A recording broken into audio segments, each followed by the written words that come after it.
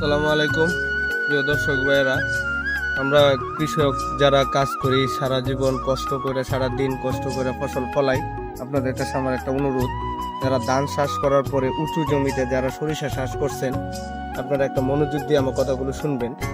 যদি আপনার সরিষা চাষ করার পরে ধান চাষ করেন, ধানের ভিতরে অনেক ধরনের খরচ হয়, আর যদি সরিষা চাষ করার পরে আপনি ডাইরেক্ট আপনি পাট চাষে যান, তাহলে পাট চাষ করলে আপনার এত খরচ আসবে না এবং লাভ হবো দ্বিগুণ। হ্যাঁ, আর আপনার খরচ বেশি আইব, লাভ হবো কম। এটা হচ্ছে ধান। ধান করতে গেলে আপনার ধান তো করা লাগে, কিন্তু ধানের চেয়ে দ্বিগুণ লাভ হবো আপনি পাট চাষ করলে।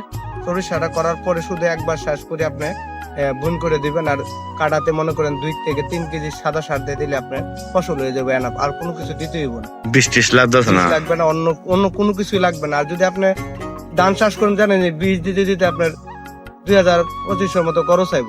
আর পাট চাষ করলে আপনার কোনো খরচ না, শুধু 3 কেজি থেকে 4 কেজি সার দিবেন, সাদা সারটা, তাহলে আপনার পাট মোটর বিল দিতে হয়, মেশিনে হালে দিতে হয়।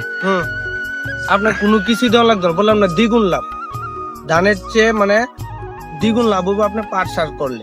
এই সরিষার পরে পাট চাষ যদি আপনার উঁচু জমি থাকে, যারা তাদের কাছে অনুরোধ, আপনারা যারা উঁচু জমিটা আছে, উঁচু জমিতে আপনারা সবাই পাট চাষ করবে। আমরা কৃষি কাজ করি নিজের লাভের জন্য, তো লাভ হইতেছে দ্বিগুণ, লাভ হইতেছে আপনার পাট চাষ করাটাই দ্বিগুণ লাভ।